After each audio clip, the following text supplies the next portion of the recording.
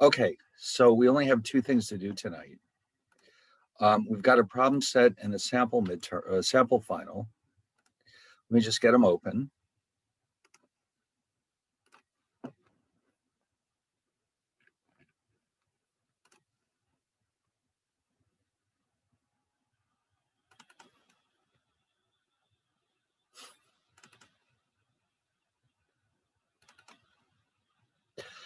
So that would be 18.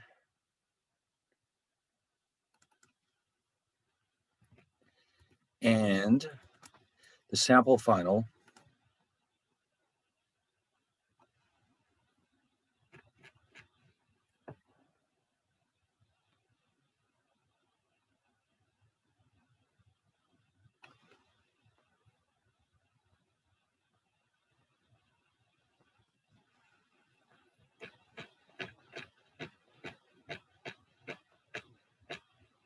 Ooh, okay. All right.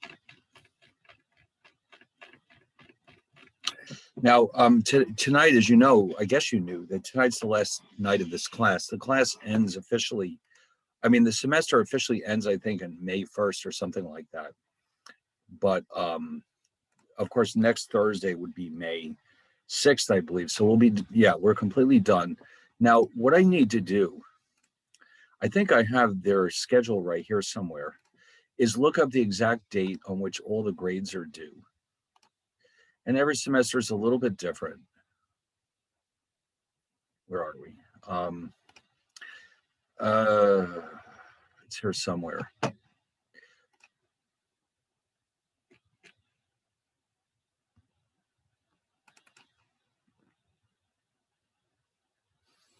No, of course not.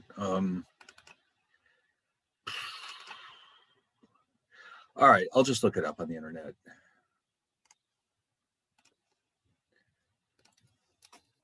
All right, just out of curiosity.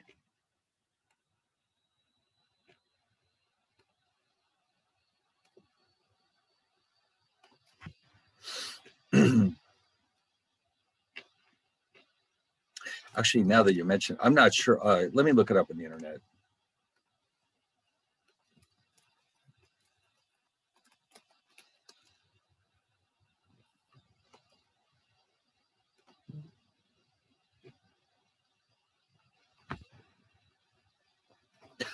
Okay, this is it. Now, I'm going to save about 1,800 copies of this so I don't keep losing it.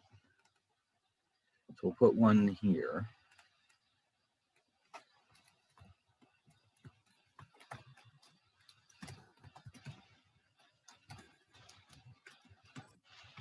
So today's, of course, today's the 29th.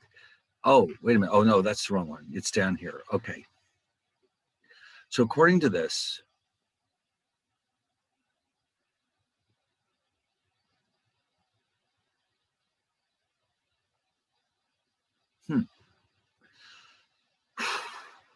wow. You know what? I can't even begin to interpret what this thing says. I do not know what any of this means. Are we SP? I don't understand this at all.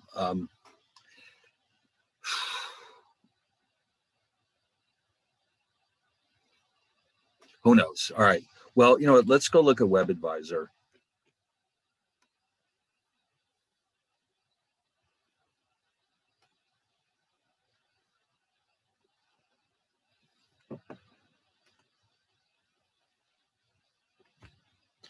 All right. So for us, right, 5/3 is Monday. So that means obviously then tonight is our last night. I don't know where we can look up what the when the grades are due because I'm not, unless it's the same for the undergraduates, which is possible. According to this, all the grades are due on the 11th of May. Okay. Now I'm going to call them and confirm that because I've run into problems with them in the past about this. So I will confirm that. But now tonight is the 29th. So I will be posting the final exam as soon as we're done reviewing for it. And then I would like to give you as much time as possible to do it. And also, I have to figure out when is the last day you can hand in your currency wars paper. So I'll let you know about that. I'll send you all an email when I find out 100% for sure what's going on with that. Because, like I said, it's very difficult for me to be sure um, if this is what they're talking about and if they don't have a separate deadline for the graduate students, for example, which is entirely possible. All I'm getting out of this is that May the 11th, the 2022. Oh, for Christ's sake, that's the 22 schedule. What's going on here? Oh, all right. I must have grabbed the wrong one. All right, let's try that again. Let's see if they've got, all right, that's the one. No wonder. Okay, well, let's try that again. So let's look in the spring. 21 spring. It looks to me, well, that seems a little hard to believe. But then you see what I mean? It says over here on the 7th, the 21 spring grades are due. Now, that M, I think, means master's degree, but I'm not positive. So I will investigate that. But it looks like then you can have at least a, well, yes, that must be it because it says over here May 3rd, SP2MNs. And it looks like they mean for us to have the grades ready by Friday. So why don't we let's do this. Why don't we say that they could be due on the 5th. How about that? The 5th, which is next Wednesday at midnight. It's almost Thursday. That way I can spend all day Thursday wrapping it up. And also the currency wars papers. In the meantime, I apologize for not having the midterms ready yet. They'll be ready this weekend. And I'll send you out the results. But it's been a tough semester, but I will have them done this weekend. And so that way your grade is entirely based on your midterm, your final, and on your currency wars paper. All right. So given that today's the 29th, it looks like they mean for the grades to be ready by the 7th. And the thing is, you have to watch it. When it says the 7th, I think they mean the 7th at noon. I've run into this with them before too. So I really would like to have at least all day that Thursday to get these done. Okay. Now, fortunately, most of my other classes will be done by then, so I'll really and truly have the whole day to get it done. So let's go with the 5th then. Okay, so let's while we're at it, why don't I put this in as an announcement? So let's go to Blackboard.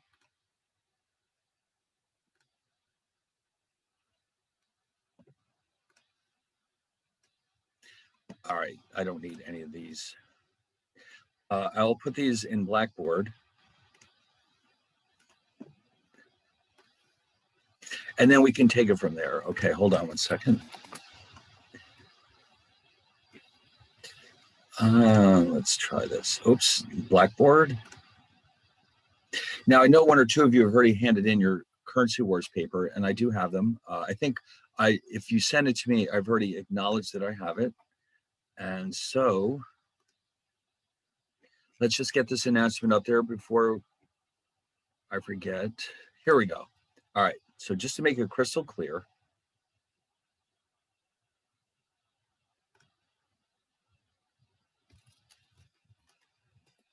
I'm not sure. Do you get emails when I put up an announcement, or is it just here waiting for you?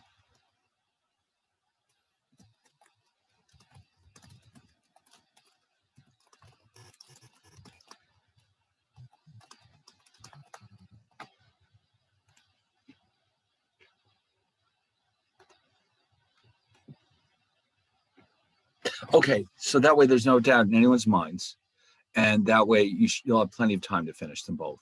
All right. So, all right. So that part is taken care of. Now let's get back here, and again, the last remaining pieces of business are the chapter 8, problem set 18 rather. And once that's done, we can look at the sample final. And just keep in mind that the final is everything we've done since the midterm.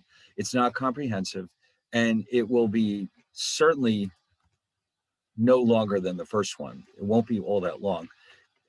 So I think you'll have plenty of time to finish.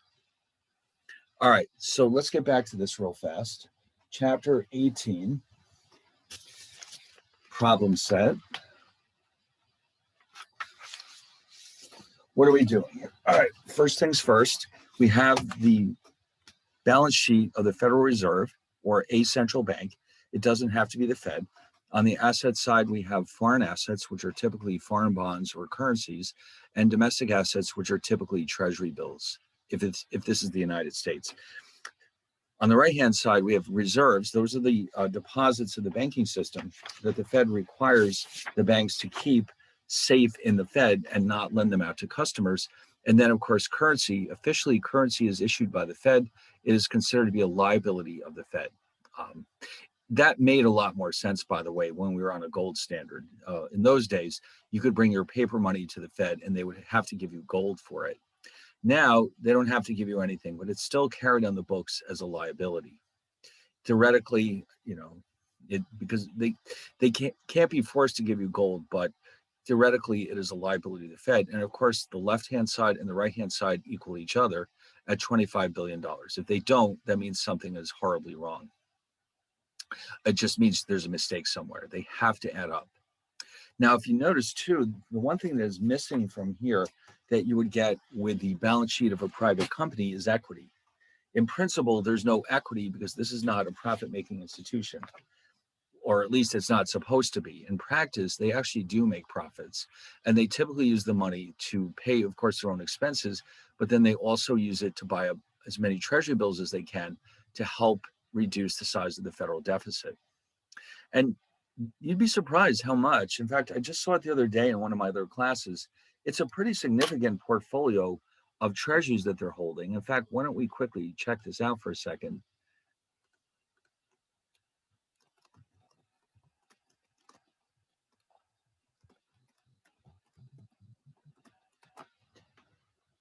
It's about $7.3 trillion. Okay, so yeah, it's a lot. It's a lot. All right, so anyway, so here, let's say the central bank purchases $1 billion of foreign assets from the banking system and pays for these by increasing reserves in the banking system. What would be the impact on the balance sheet? So in other words, the banks themselves may have accumulated foreign assets, meaning foreign bonds, government bonds issued by countries like England or France or whatever. And so the Fed offers to buy these from the banks and pay for them with reserves, which the banks can now lend out. So the impact of that is that the Fed has acquired $1 billion worth of foreign assets. That goes on the left-hand side. And on the right-hand side, the banks have acquired another $1 billion worth of reserves. So even though nothing has happened on the bottom line, if you notice that once again, the two sides balance, except now it's at $26 billion instead of 25. The bottom line is both sides add up to each other. Now, what about the monetary base? Now, remember, the monetary base can be defined in two equivalent ways. The monetary base equals foreign assets plus domestic assets, or total reserves plus currency in circulation. Either way, this is $26 billion. So the purchase of foreign assets increases the monetary base by $1 billion. Okay, $1 billion.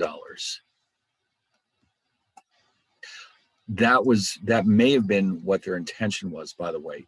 By increasing the monetary base, what that's going to do,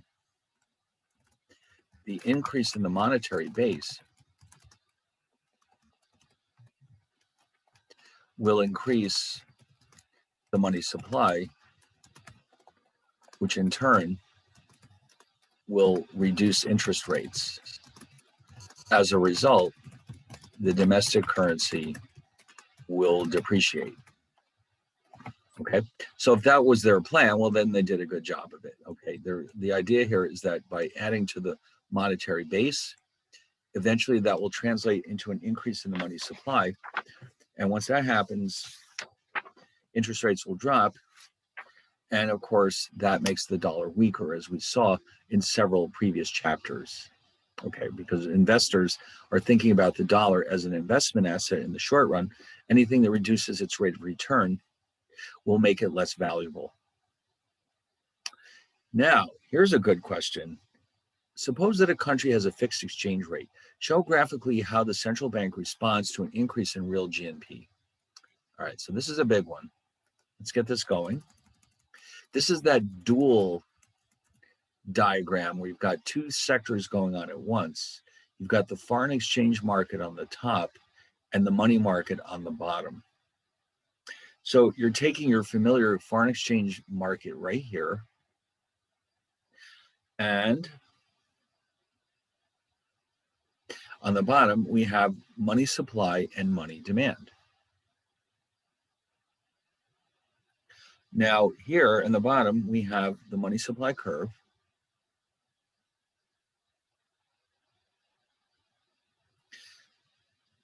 We'll call that MS1. This is the real money supply. So we have to divide by P. And we also have a money demand curve.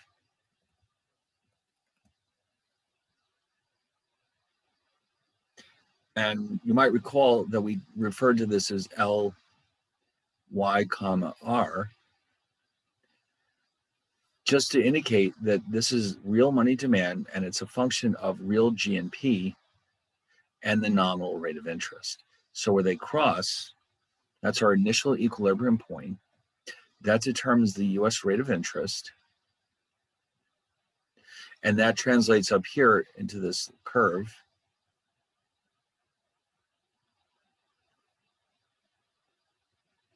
We'll call it $1.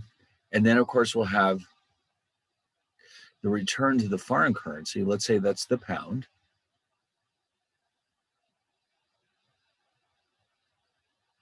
And that determines the equilibrium exchange rate.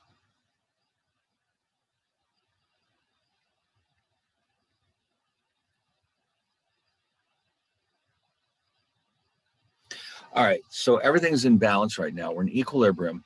And all of a sudden, along comes an increase in GNP. All right, so that means that the curve, if it was set up properly, the normal direction, it would shift up. But because we're laying it on its side, we're going to see that it shifts to the right. Let's see. I have to be very careful of this. These things are a little bit tricky. We have to make sure there's room for them to intersect with each other.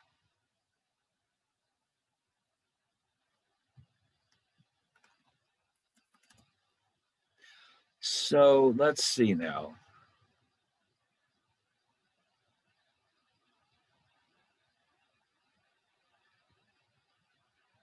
All right, so this is the original money demand curve. I'll call that Y1. And now the increase in money demand shifts this curve to the right in this case, or up when it's on its normal rotation. So here's point number 2. So the increase in money demand, actually, there's an increase in money demand because the economy is growing. We have more GNP than we ever did before. The economy is booming. And so we have, without a change from the Fed, we have a higher rate of interest, which normally would be cause for celebration. It means, wow, look at this. We've got a stronger dollar. But guess what? The Fed is committed to keeping the exchange rate at E1. We can't allow it to go down there because we have a fixed exchange rate. Otherwise, we'd be done with this analysis. So the Fed has to bring the interest rate back to its original level so that the exchange rate returns to E1. Okay, so the only way they can do that is to lower interest rates by increasing the money supply.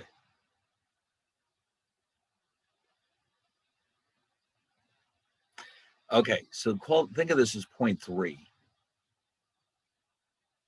And so we're right back where we started from as far as interest rates are concerned. And so we're coming back. So we went this way and then we came back. So let's call this 1 and 3. So in other words, there's 3 points in this process. The original point, the new point after the change in GNP, and then the final point, which results when the Fed increases the money supply. And the purpose of doing that, again, is to get the dollar back to its original level right here. I'll call that 1, 3. And so what that means then is that we went from 1 to 2 to 3. In the top, we're just right back where we started from. In the bottom, we have a higher money supply. But the bottom line is the exchange rate is now back at its fixed level. And so everybody's happy.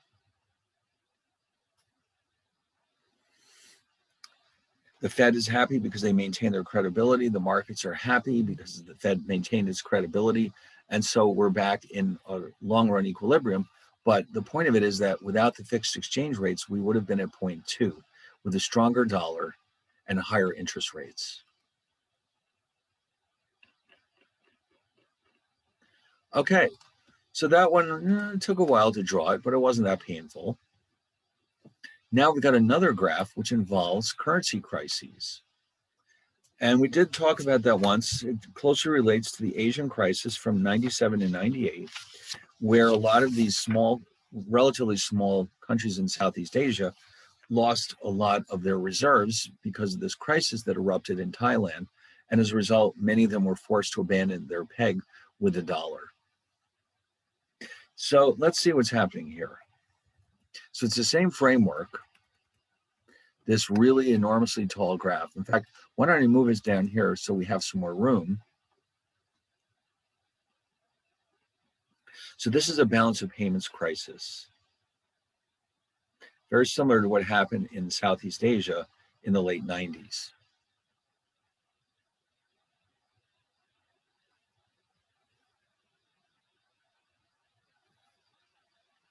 All right, so why don't we start with our initial equilibrium.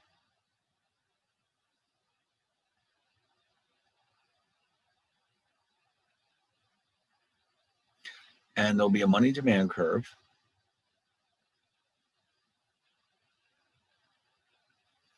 Okay, where they intersect, we'll call that 0.1, and that determines the US rate of interest.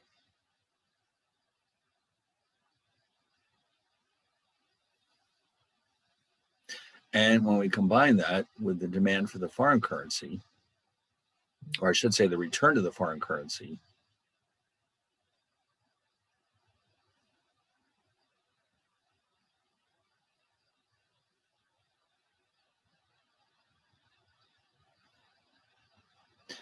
okay. All right, so this is the initial equilibrium. Now, what happens is there's a balance of payments crisis. So what's happening is investors are becoming very pessimistic about this currency. So right here is where the change will take place. EE, the country here, whatever, let's say in this case it's the British pound, expectations go up because we've lost confidence in this country. And so this curve shifts up.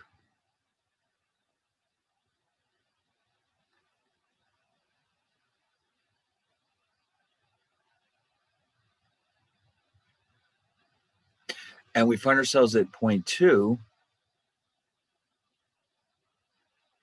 The problem here, though, is that we are obligated to maintain a fixed exchange rate. All right.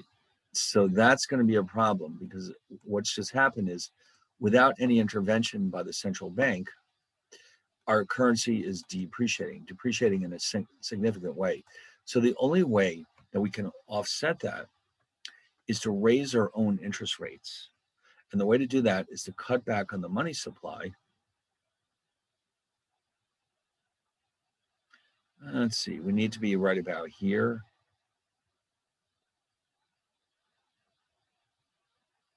Oh, sorry, no, that's not going to work. Ooh,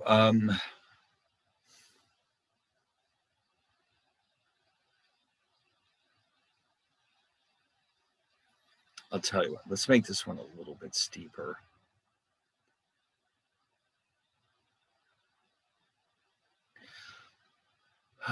See, yeah, this is where we need to be. We need the interest rate to go to R2 so that E stays where it is. And the only way that's going to happen is if we reduce the money supply so that rates can go up.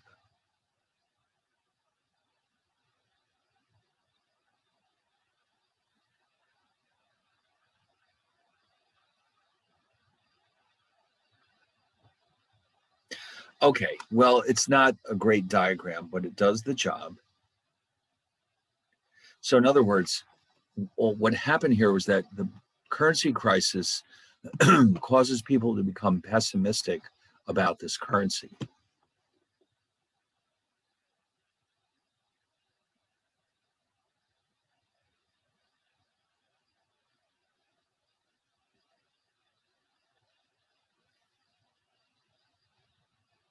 And so because of that, rates go up, and that's normally not a problem.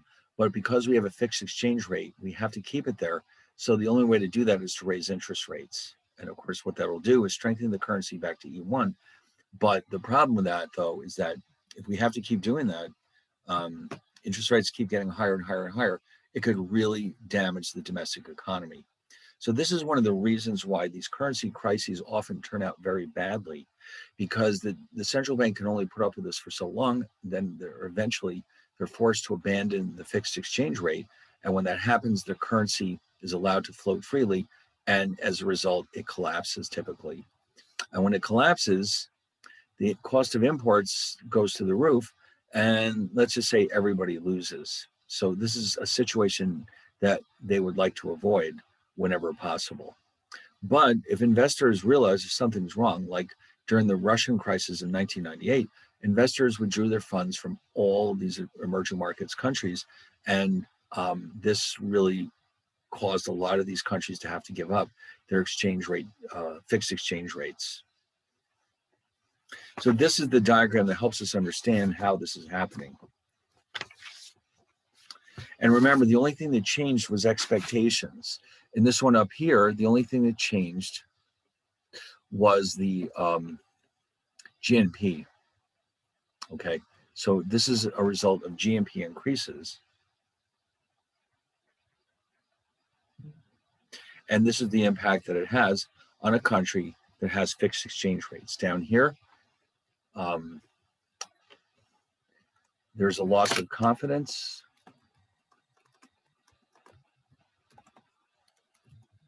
In the markets over confidence in this currency.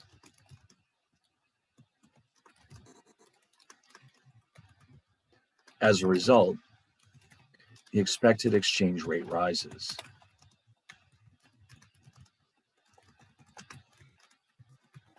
Okay? And then, of course, the central bank has to take whatever steps are necessary to offset that result because we have a fixed exchange rate. All right, very good.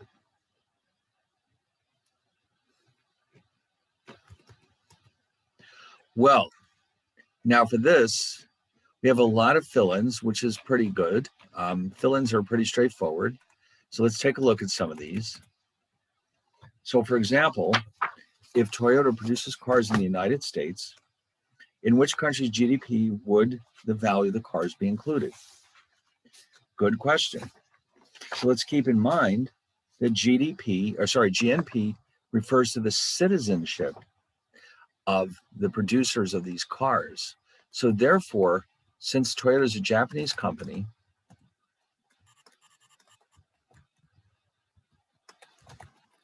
the value of these cars will be included in Japan's GNP because it's a Japanese company. Now, in the national income and product accounts, what is the difference between durable and non-durable? Durable goods are meant to last at least 3 years. Non-durable goods obviously then are meant to last less than 3 years. It's kind of an arbitrary cutoff point. But the bottom line is durable goods are typically financed with credit and non-durable goods are not. Okay, that's one of the most important differences. Now, in the national income and product accounts, house spending and new housing classified, this is considered to be investment spending, not consumption spending, as you might think, investment spending. And that's, I think you can see the logic there. I mean, a house is a huge purchase. You're going to live there a long time. And even if you sell it, somebody else will live there for a very long time. And even more importantly, the value actually grows over time. So I think it's not an unreasonable thing to do to consider housing to be a type of investment spending. Now, GNP versus GDP, the formal relationship here is GNP is GDP plus the net income receipts. All right, so those net income receipts do not count in GDP because they're coming from foreign countries. Like, for example, when an American earns dividends from a foreign stock, that goes into the category net income receipts. But since that's a foreign stock, it would never be included in GDP.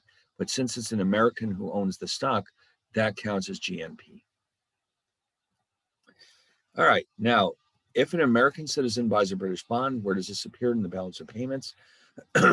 This is a type of portfolio investment, and so belongs in the financial account.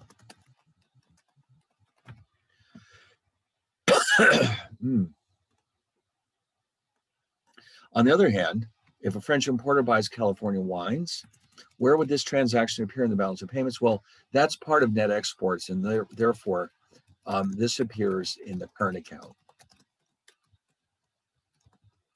All right, so the trade balance or net exports, anything related to them belongs in the current account. Now, U.S. foreign direct investment is investment that is not invested in financial assets. This refers to the purchase of foreign real assets, such as land, buildings, existing businesses, natural resources, etc. In other words, non-financial assets. So let's say, I don't know, GM buys a golf course in Japan. That would be U.S. foreign direct investment. So if the exchange rate between the dollar and the pound is $1.50 per pound, and the yen and the dollar is 110, what is the cross exchange rate between the yen and the pound? So therefore, in this case, what we'll do is take 110 yen per dollar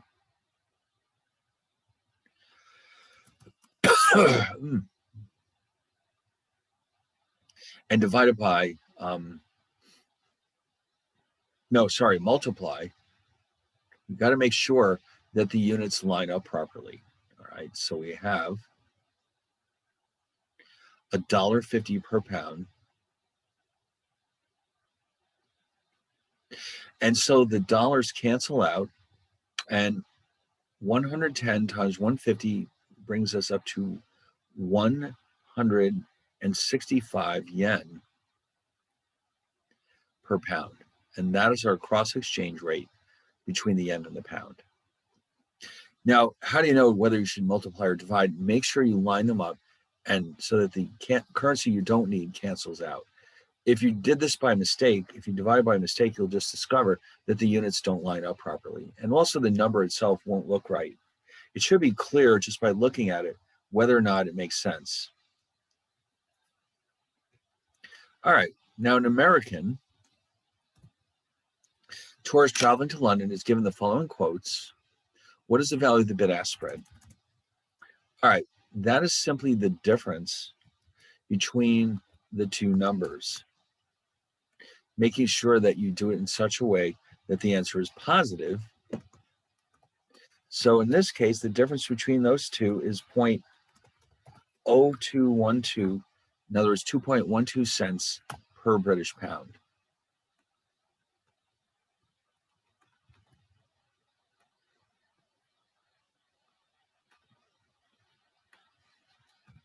Now, based on the previous question, if the tourist uses $10,000 to buy pounds, how many pounds will he or she receive? All right, now keep in mind, when you buy foreign currencies from a dealer, you will always pay the higher of these two prices.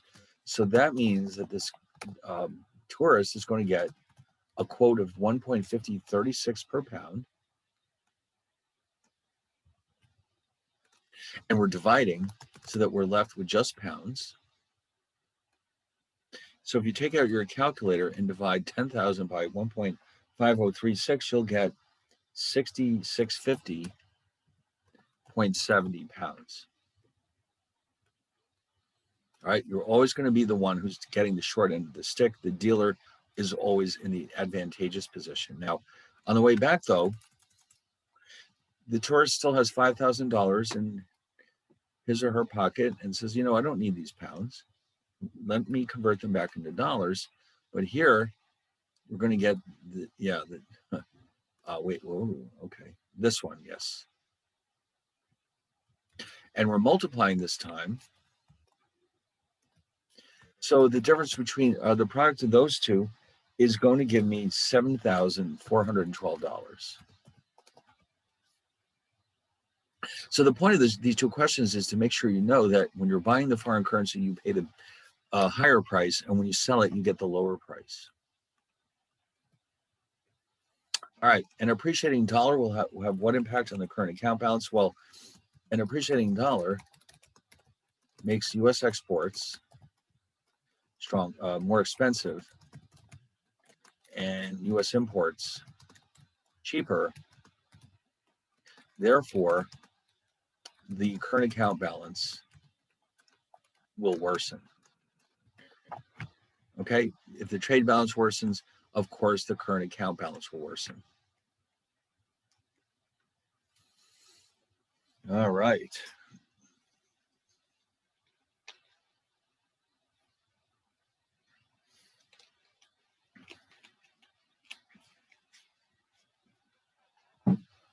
Okay. According to the asset approach to exchange rate determination, if investors become more pessimistic about the dollar's future value, does the dollar appreciate or depreciate? Well, the answer is the dollar depreciates because investors sell dollars and buy foreign currencies, which causes the dollar to get weaker. So that's the actual reason for it.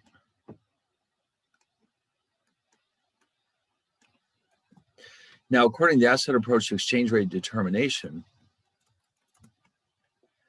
if a foreign central bank engages in contractionary monetary policy so that the foreign rate of interest goes up, the dollar should depreciate because the country's interest rates are now relatively lower than they were before the foreign central bank engaged in contractionary monetary policy. So that's the actual reasoning. You're only supposed to say depreciate, but I just wanted to throw in some extra explanation in case you needed it. 15, what does the monetary base consist of? Okay, well, I've already covered that. Let's just go steal that. Oh, that wasn't this one, was it? Well, that's right. I can type it again. Either domestic assets plus foreign assets, or currency in circulation plus reserves. All right. Okay, now the federal funds rate, this is the rate the banks charge each other for very short-term loans. Okay, typically overnight.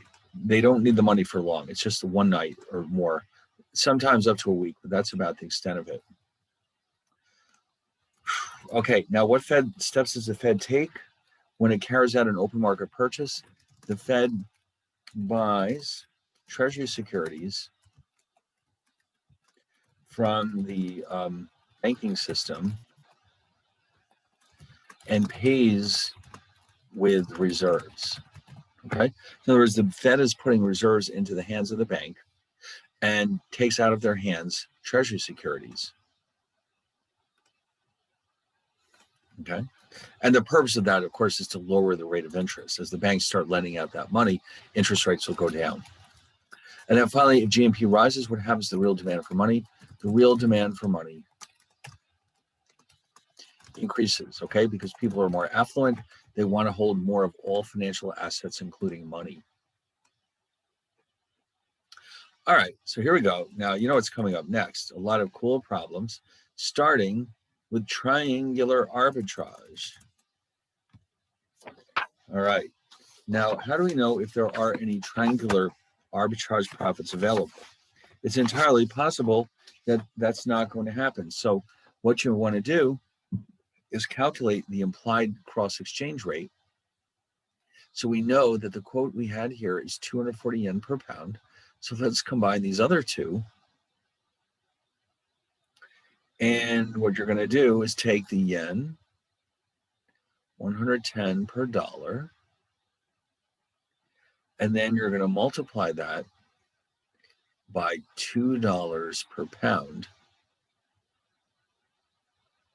to come up with 220 yen per pound. But you can see, yeah, look at that. The implied cross exchange rate is 220 yen per pound, while the quoted cross exchange rate is 240 yen per pound. Therefore, in the quote, the pound is overvalued because too many yen are being asked for 1 pound. So this quote that we've been given tells us that they're asking 240 yen per pound. It should only be 220. So they're asking too many yen, which means they're overvaluing the pound. So equivalently, the yen is undervalued according to this quote. Therefore, the way to make arbitrage profits or triangular arbitrage profits is to buy yen and sell pounds. Since the yen are undervalued and the pound is overvalued. So that means as you go around the circle, or the triangle, I should say, make sure that when you get to that yen and pound branch, that you're using your pounds to buy yen. All right, now let's say that you decide to put your circles like this. Here's the dollar, here's the yen, and here's the pound. Now, in the problem, they tell us that there's a US trader who starts with $1 million.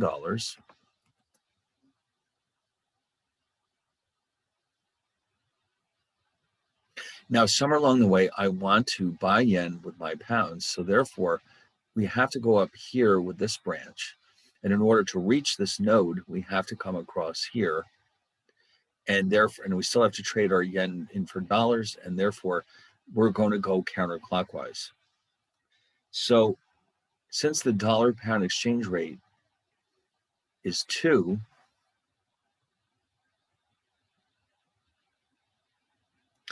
trading dollars for pounds will get us 500,000 pounds.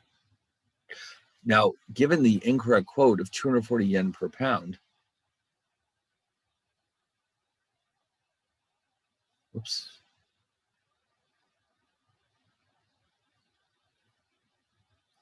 What we're going to do is multiply, and we end up with 120 million yen, which we now bring back to the United States at the exchange rate of 110 yen per dollar. And so this time we're dividing. And so if you divide 120 million yen by 110 yen per dollar, that's 1,090,000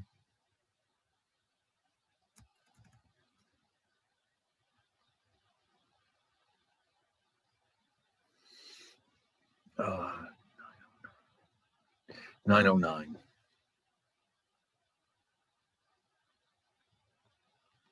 So clearly the profit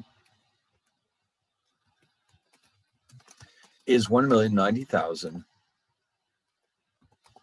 909 minus a million, which is 90,909.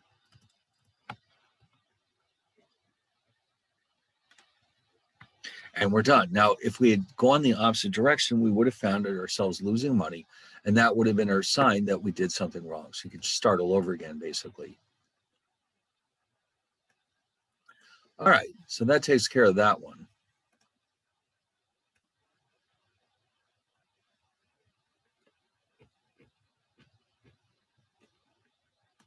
All right, what's next? Oh, here we go. Interest rate parity, covered interest arbitrage. So for this one, what we should do first is figure out what the appropriate forward exchange rate is.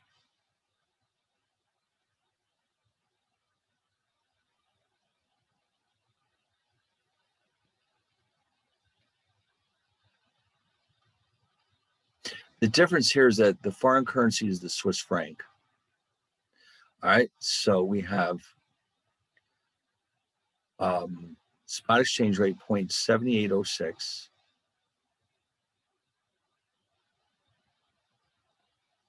Actually, I'll just move it down here. 0.7806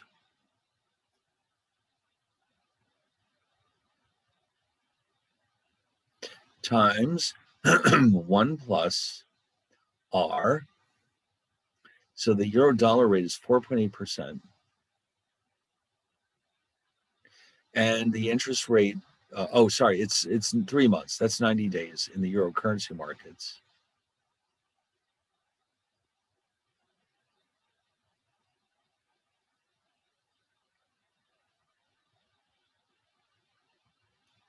All right, so when you plug in all the numbers, this works out to be approximately, let's see, 78.37.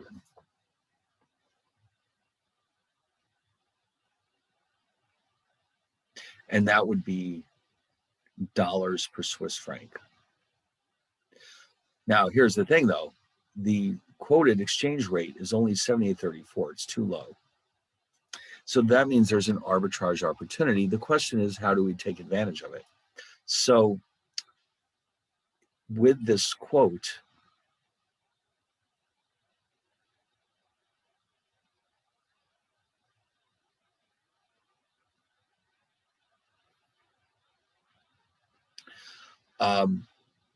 each Swiss franc costs, I wrote the wrong thing here. Should have said forward exchange quote.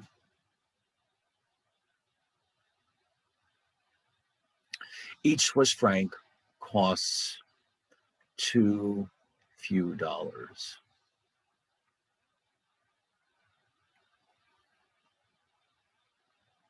Therefore,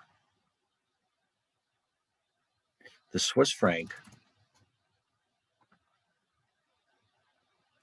is undervalued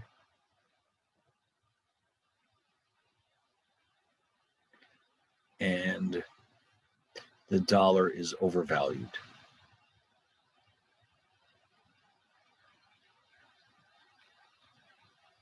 Therefore, somewhere along the way, we want to buy Swiss franc and sell dollars in the forward market.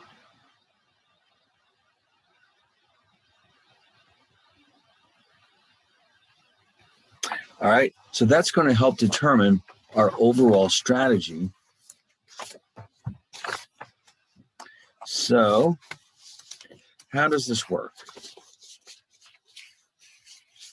Let's set up a diagram. Now we're going to assume, to keep it simple, that the trader has $1 million.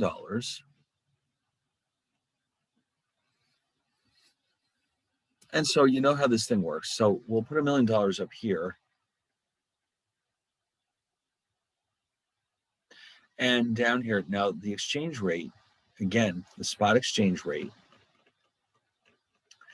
is 78.06.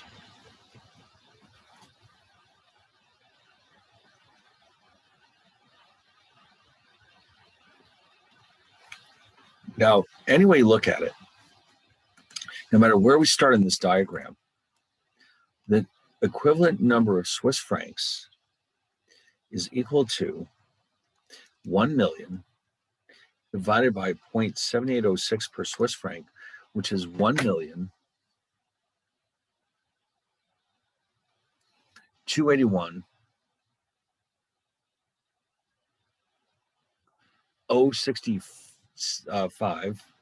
Let's round it to 066. Now, we won't put in the arrows just yet because we haven't decided yet which direction to go. Now, these are 90 days transactions. Now, the other thing we know for a fact is that here's the Euro Swiss franc market.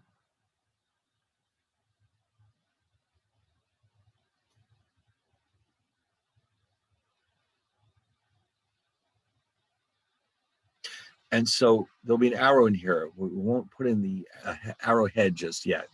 And so that means that in 90 days, 3.2% per year represents 0.8% per 90 days.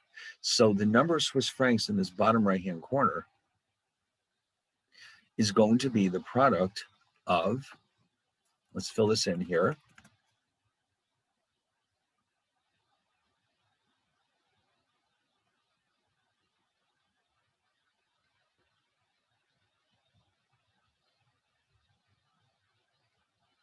whether we're borrowing or lending this money, we're assuming that they're both the same, by the way, that's going to bring us to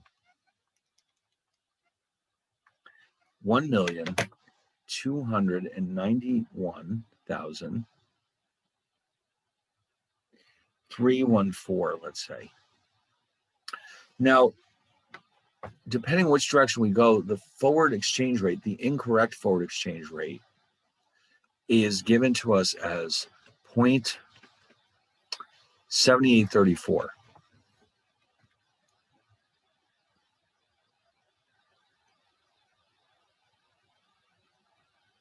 Now, we did agree earlier on that we want to buy Swiss franc and sell dollars in the forward market, which means that we're going to come in this direction, which means you can see how everything is taking place now. We're going to start by borrowing the Swiss francs. We're going to convert them into $1 million, and then we'll invest them in the euro dollar market. Euro dollar market at 4.8%. And so that gives me $1,012,000. Now, when I divide 1,012,000 by 0.7834, what do I get?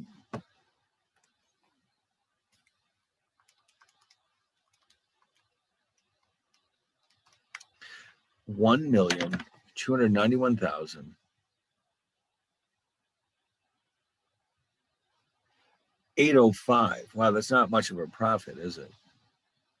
But because I'm going around this diagram clockwise, that means I'm collecting this amount here, and I'm paying this because this is assuming now that I borrowed the Swiss francs. So in other words, in order to make sure that I'm selling dollars and buying Swiss francs in this contract, I start out the process by buying this or borrowing the Swiss francs, investing them in dollars, and then repaying the Swiss franc loan. And my dollars have to be converted back into Swiss francs because the loan is denominated in Swiss francs. So the profit, oh, I've got to put this in here. The profit, well, it's kind of skimpy, is just under $500, 491 Swiss franc. Okay, it's not a huge amount, but if I start with, instead of $1 million, $100 million, I could actually amp this up to a pretty high level. The bottom line is I started in the bottom left-hand corner and I ended up in the bottom right and I ended up making money. If I went the other direction, then I would have lost money. And that would have been a signal to me that something's not right.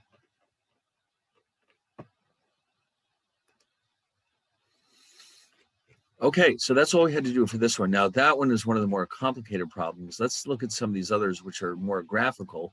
I think you'll find those are a little bit easier to deal with.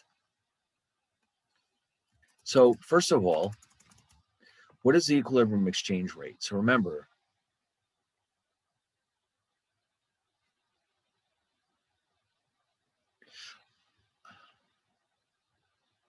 this is the expression for the equilibrium exchange rate between the dollar and the pound. And so now all I have to do is plug in some numbers. So I'm going to have the expected exchange rate is $2 per pound, 1 plus the US rate, which is 3%, minus the UK rate, which is 5.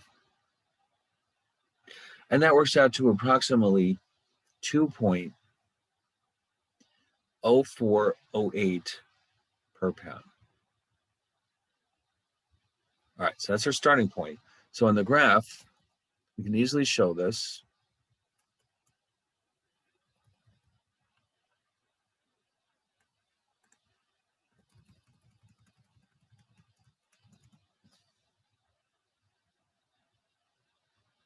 Our familiar graph for the foreign exchange market.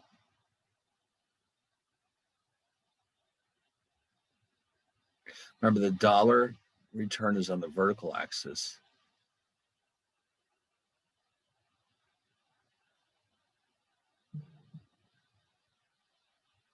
Here's the horizontal axis. So where they intersect, in this example, we have 2.0408 per pound. All right.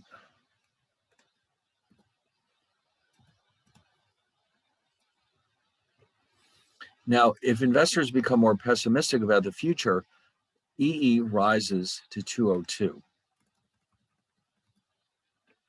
So what do we have then?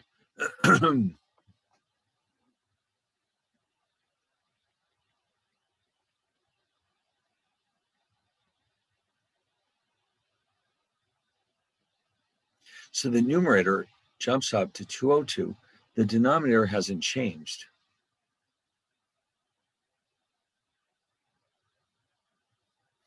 And that brings me to approximately 2.0612. So clearly the dollar got weaker as a result of people becoming more pessimistic about the dollar. And that's what we would expect, because that means people will start selling it and the price will drop. Now, for the next part, let's see if I can copy this graph. Yes.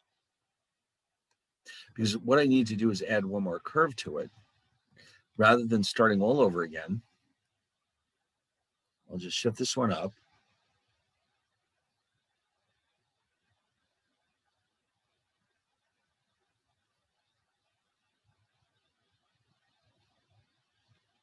And that brings me to 2.0612. Okay, let me just clean this one up a little.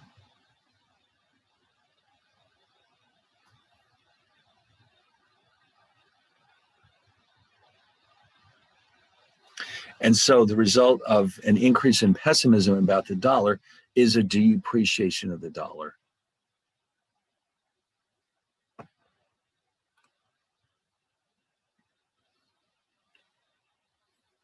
Okay.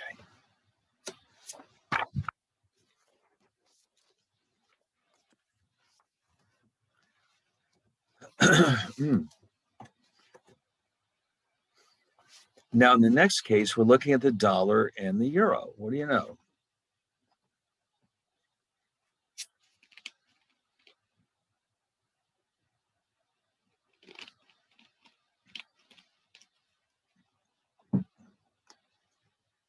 So what's different this time? All right, well, let's start by calculating the equilibrium exchange rate.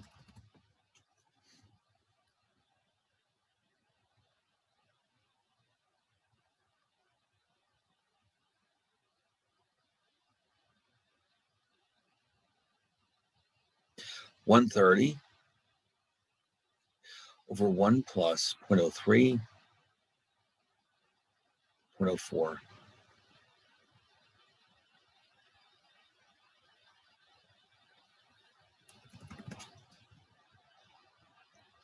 And that's going to give me $1.31. Oh, wait a minute.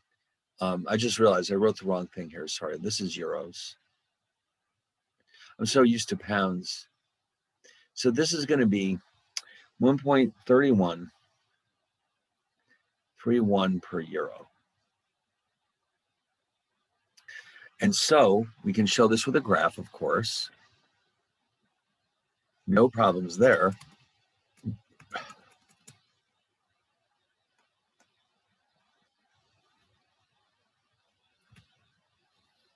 Oops.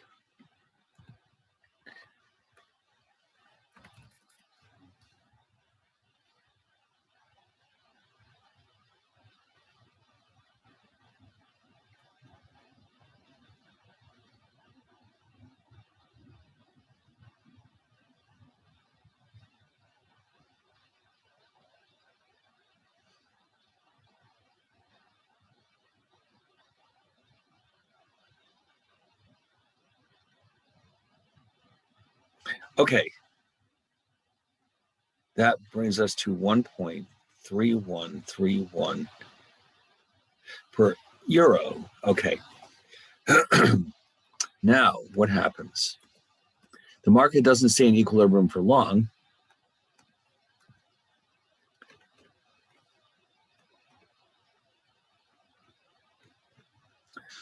Oh, Eurozone engages in expansionary monetary policy. Okay.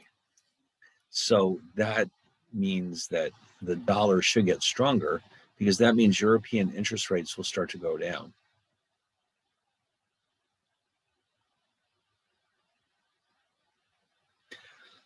All right, so in this case, let's see what happens.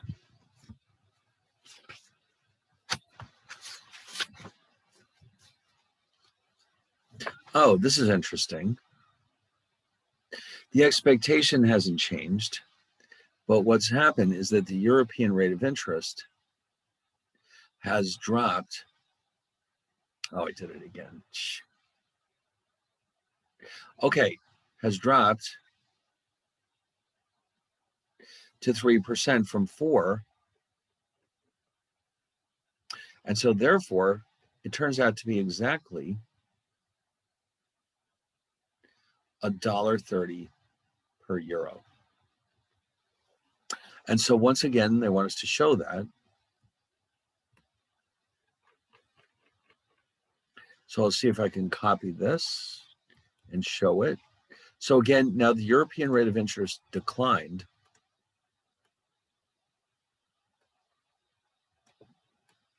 And so how do I show that? Well, I can shift it down.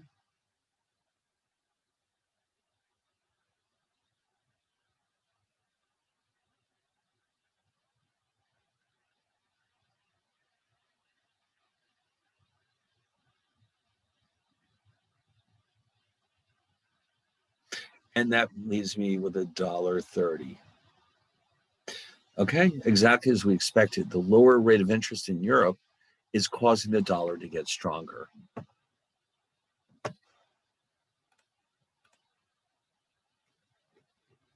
Nice. All right.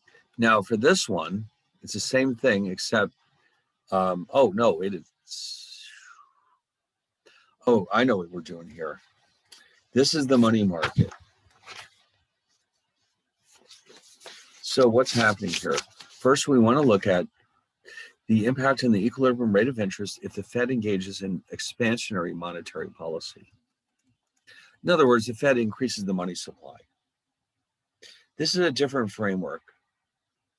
Here we've got R on the vertical axis and Q on the horizontal axis. And so here's the original money supply. Here's the original money demand. The original equilibrium interest rate, whatever that is, we'll call it R1.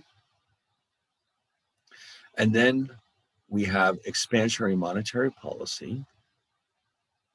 The money supply shifts to the right. And of course, as expected, interest rates go down.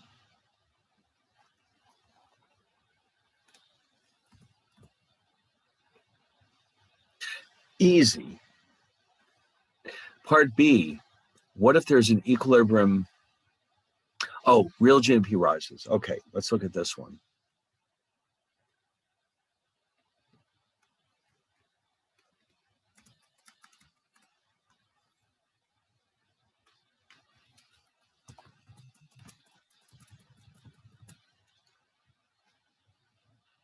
All right, so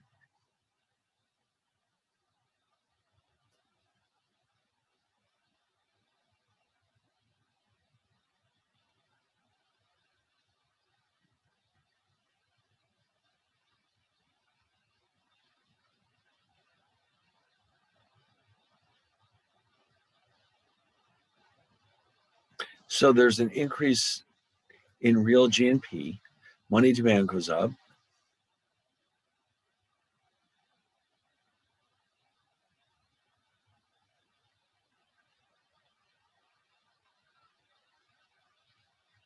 And of course, the natural result of that would be that the US interest goes up, the interest rate goes up.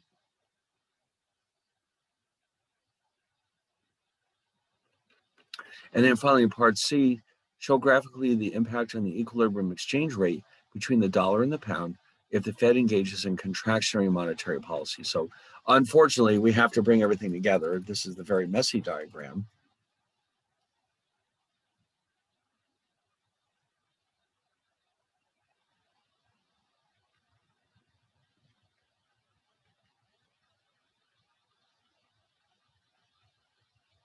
Okay, so it's contractionary monetary policy.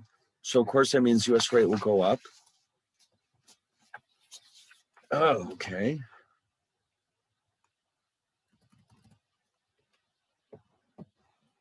So we start with our position of equilibrium.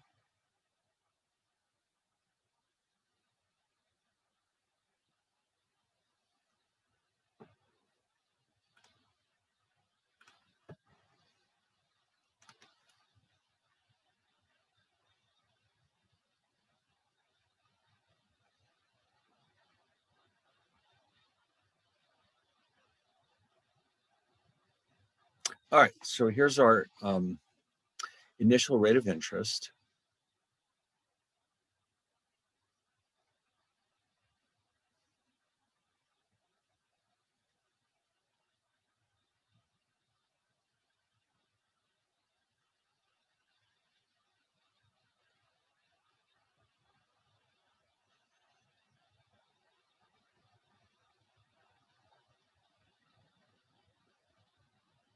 And so this is the starting point.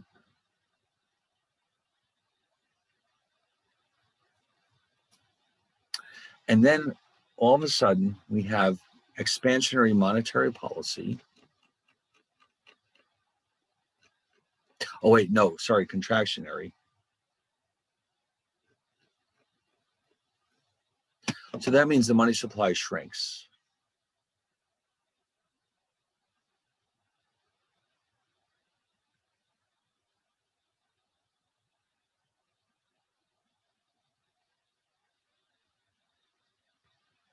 And the result, of course, is a higher interest rate.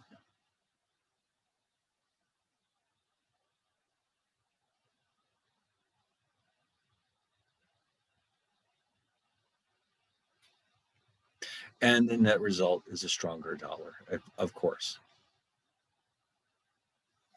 So basically, the reduction in the money supply pushes up the US rate of interest, but it also, of course, strengthens the dollar.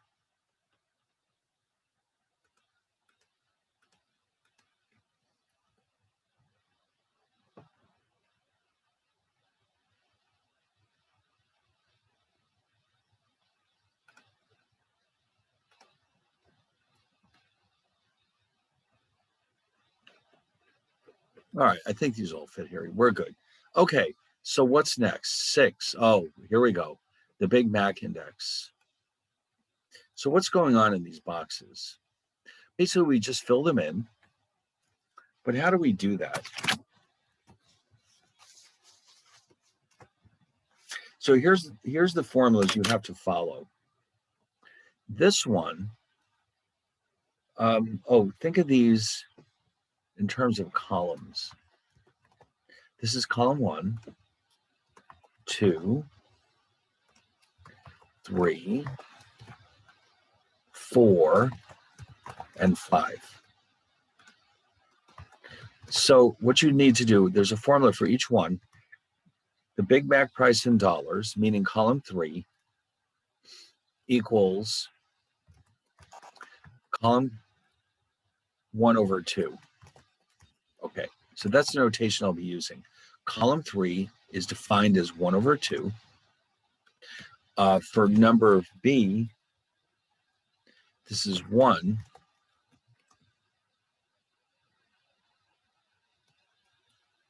Oh, sorry, 4 would equal 1 over the Big Mac price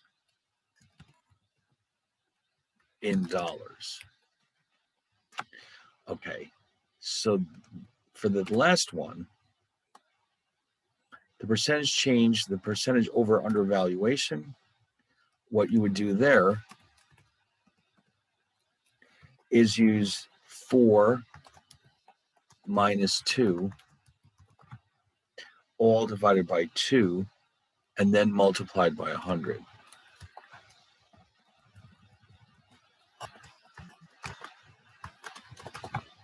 All right, so those are the formulas. I'm just going to fill in the numbers right now.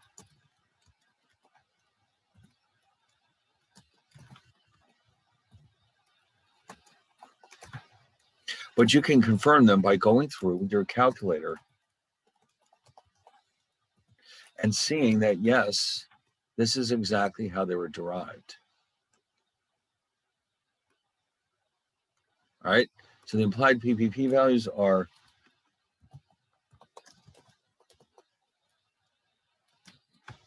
see. Now the first one is obviously $1 per dollar.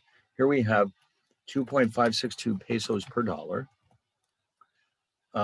Reals 1.9888 per dollar. Pesos 518. This is Chilean pesos. And then finally for Mexico, we have 9.006 pesos per dollar. And again, they came from 1 divided by the Big Mac price, which is listed here at 322.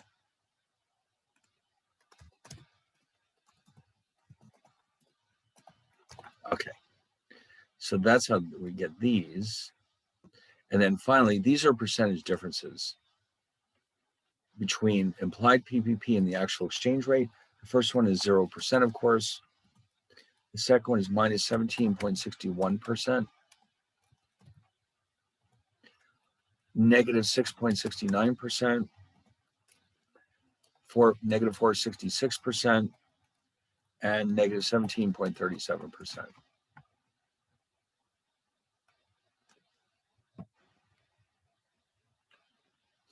Nice. Okay. So it's a lot of work, but these are the formulas that you should use to calculate them.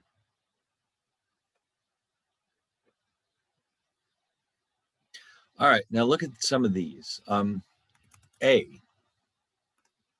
silver sells for $7 per ounce in the US, 4 pounds per ounce in the UK,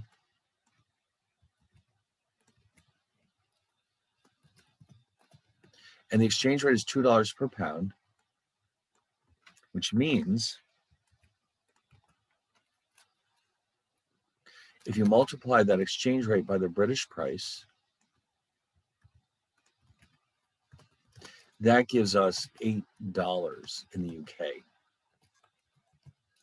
Since gold sells for, silver, gold, I don't think so, silver, even silver, that seems a little low.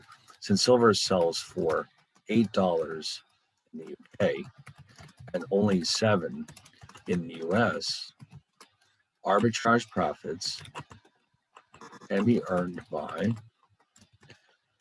buying silver in the US, selling silver in the UK. All right.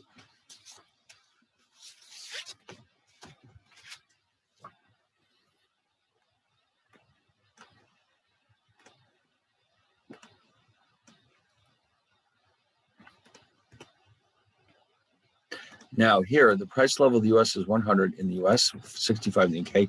So the PPP, remember that condition is E equals P over P star. And here that would be 100 over 65, which is about 1.5385 per pound.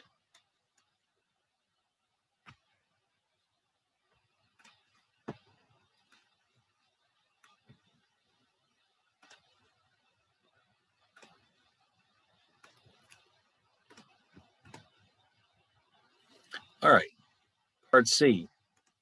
If the actual exchange rate is $2 per pound, given that the E is equal to 1.53 something,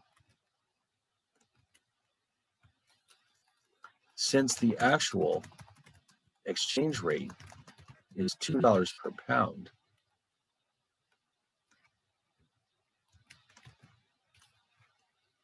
this means that the pound costs too many dollars. Therefore, according to PPP, the pound is overvalued and the dollar is undervalued.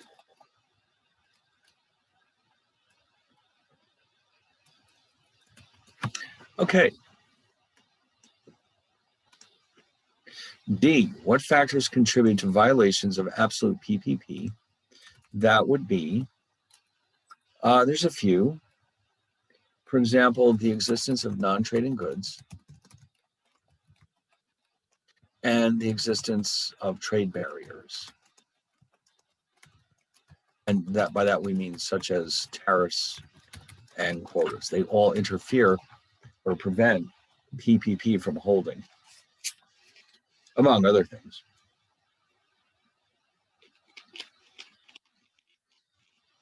Okay.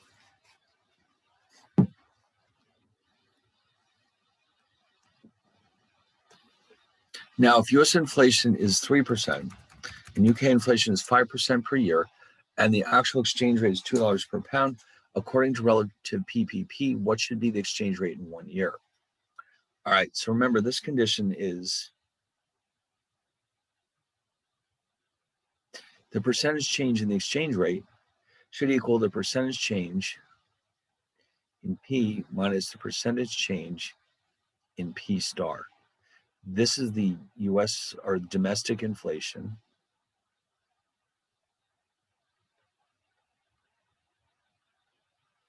And this is the foreign inflation.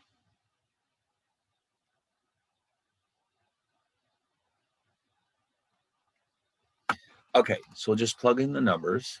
US inflation is 3, UK is 5. That means we expect the dollar to get stronger by 2%.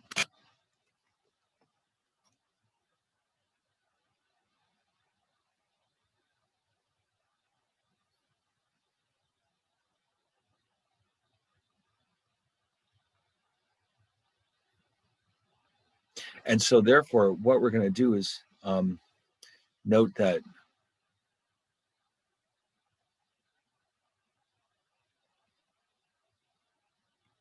it'll drop to $1.96 per pound.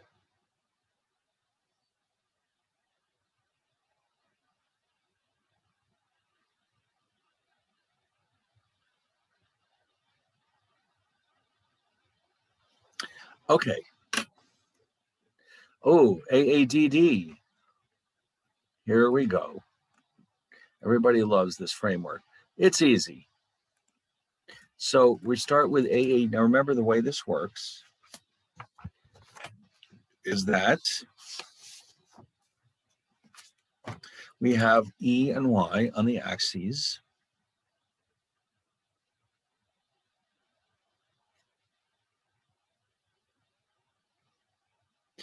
And we have a downward sloping AA curve, which represents equilibrium in the financial markets. DD is equilibrium in the goods markets. So contractionary fiscal policy will shift this DD curve to the left because the DD curve is the one that's affected by fiscal policy. And so the idea here is that GDP goes down. And the reason why they're doing this is to fight inflation. But the impact of this is to also weaken the dollar because this is causing interest rates to go down. Oops.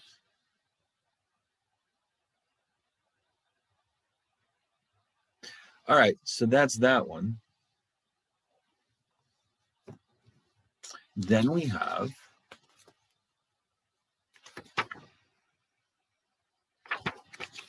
in number 9, we have expansionary monetary policy. Now, of course, we know perfectly well that that will weaken the dollar. But let's see how it shows up in this framework.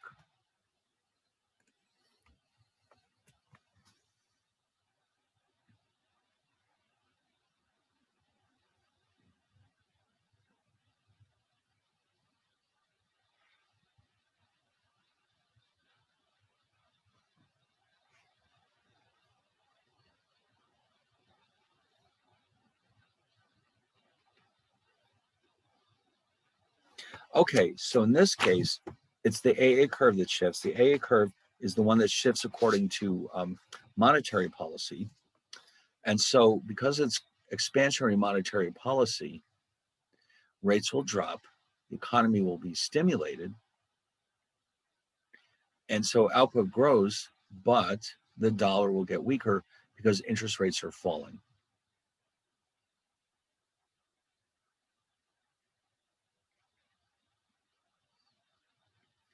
Okay. And then finally, one more. This is something different. This is similar to what we had before. We have a fixed exchange rate and there's a decrease in real GNP. There's a recession of some kind. And so all of a sudden GNP is dropping. So let's see what has to happen.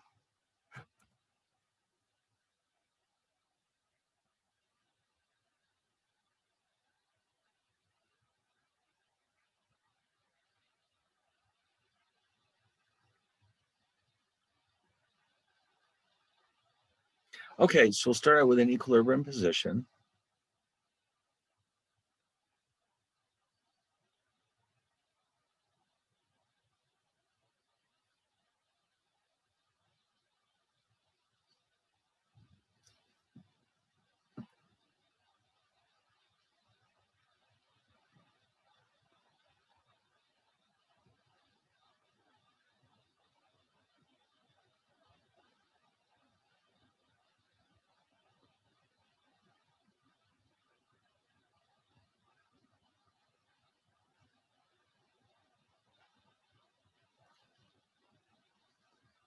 Okay, so we start here.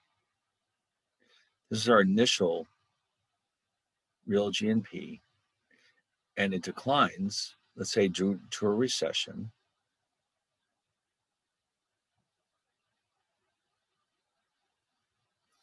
And remember, we have a fixed exchange rate here, so we can't let it change.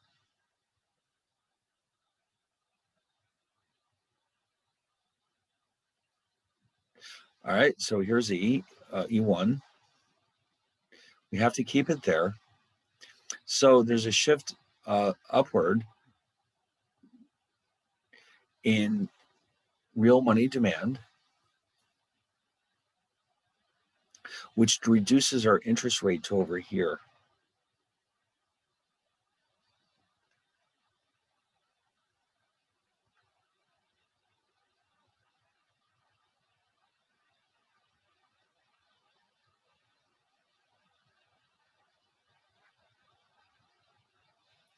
Okay, so of course we can't let that stand. With the weaker or lower GNP, we have, with the same money supply, interest rates decline, and that makes the dollar weaker. So in order to get it back to its correct position, we need to go bring it back here, and that's only going to happen if we have a contractionary monetary policy. So right here is our new equilibrium interest rate here. So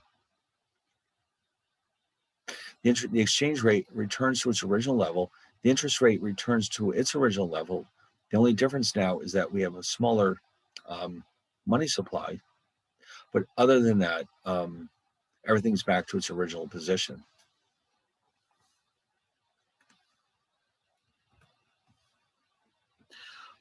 Okay. So that seems to be the whole thing. That's all the reviewing we need to do here. So, like I said, if I haven't already, I'll post the sample file, the actual final in a few minutes.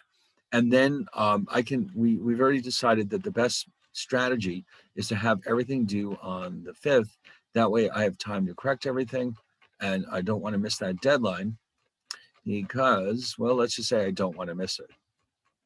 Anyway, so I'll be posting these as well. There's a lot of review material here.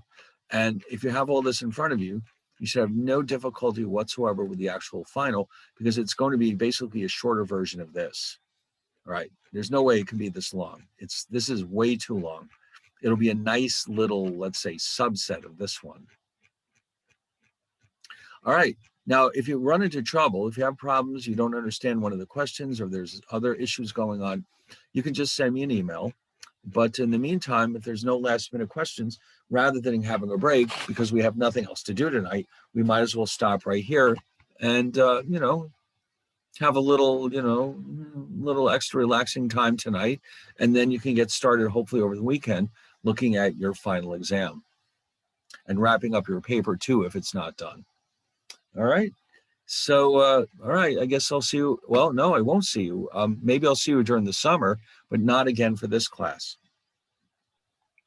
And in the fall, Professor. Oh, you're welcome. It was a pleasure. Thank you. It was a pleasure for me too. Thank you. Thank you, Professor. Okay, bye. Thank you. All right, see you later. Bye.